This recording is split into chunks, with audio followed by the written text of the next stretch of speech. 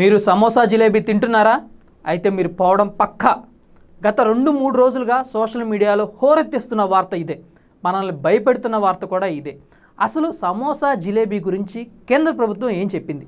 అది బయటకు ఎలా ప్రొజెక్ట్ అయింది? అసలు సమోసా జిలేబీ తింటే వచ్చే ఆరోగ్య సమస్యలు ఏంటి? సమోసా జిలేబీలతో పాటు తదితర వంటకాల్లో నూనె చక్కెర స్థాయిలు ఎక్కువగా ఉన్నాయని, సిగరెట్ ప్యాకెట్లపై పెట్టినట్లు హెచ్చరిక బోర్డులు వీటికి కూడా పెట్టాలని, ప్రజలకు అవగాహన కల్పించేందుకు బోర్డులు ఏర్పాటు చేయాలని కేంద్ర ప్రభుత్వం ఆదేశించినట్లు వార్తలు వచ్చిన సంగతి మనందరికీ తెలిసిందే. అయితే కేంద్రం ఈ వార్తల్ని కొట్టిపారేసింది. సాధారణ ఆరోగ్య సలహాలు మాత్రమే జారీ చేశామని, ఎక్కడా కూడా వంటకాల పేర్లు మెన్షన్ చేయలేదని కేంద్ర ప్రభుత్వం క్లియర్ కట్గా చెప్పింది. ఈ నేపథ్యంలో అసలు జిలేబీ సమోసాలు భారతీయ వంటకాలేనా? ఇవి ఎక్కడి నుంచి వచ్చాయి?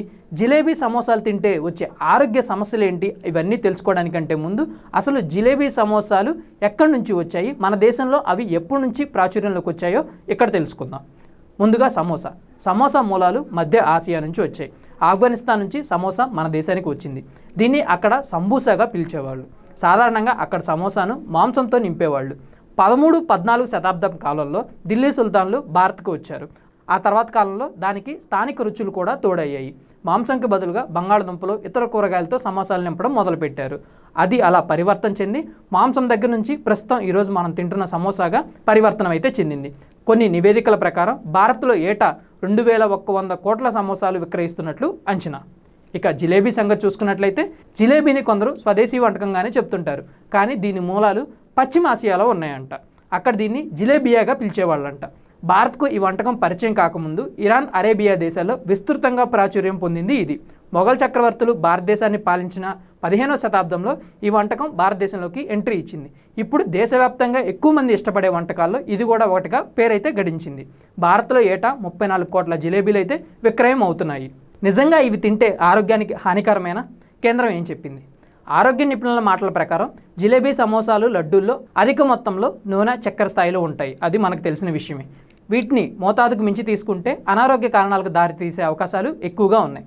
ఉదాహరణకు ఒక గులాబ్ జామ్ తీసుకుంటే దానిలో 4-5 టీ స్పూన్ల చక్కెర ఉంటుంది. అదే ఒక సమోసాలో 11-12 గ్రాముల ఆయిల్ ఉంటుందని అంచనా. ఇలాంటి ఆహార పదార్థాలు రోజు తింటే ఊబకాయం, మధుమేహం, గుండె సంబంధిత సమస్యలు ఎక్కువగా వచ్చే ఆస్కారం ఉంది. అలాగని వీటిపై నిషేధం విధించాలన్న ఆలోచనలో కేంద్ర ప్రభుత్వం అయితే లేదు. కాకపోతే తగినన్ని జాగ్రత్తలు తీసుకోవాలని, బయట ఎక్కడ పడితే అక్కడ తినవద్దని, ముఖ్యంగా చాలా చోట్ల కల్తీ ఆయిల్ ఎక్కువగా వాడుతుంటారు. అలాంటి కల్తీ నూనెలో తయారు చేసిన వీటిని తినడం వల్ల ఆరోగ్య సంబంధిత ఇబ్బందులతో పాటు ప్రాణాలకే ముప్పు వచ్చే అవకాశం ఎక్కువగా ఉందని కేంద్రం చెప్తుంది. అయితే ఎక్కడా కూడా కేంద్రం జిలేబీ, సమోసాలు తినవద్దని, వీటిని బహిష్కరించామని అయితే చెప్పలేదు. సో బయట జరుగుతున్న ప్రచారం మొత్తం అవాస్తవం. సో జిలేబీ, సమోసాలు మీకెంత ఇష్టమో, జరుగుతున్న ప్రచారంతో పాటు జిలేబీ, సమోసాల గురించి మీ అభిప్రాయాన్ని కామెంట్ రూపంలో తెలియచేయండి. Thank you for watching.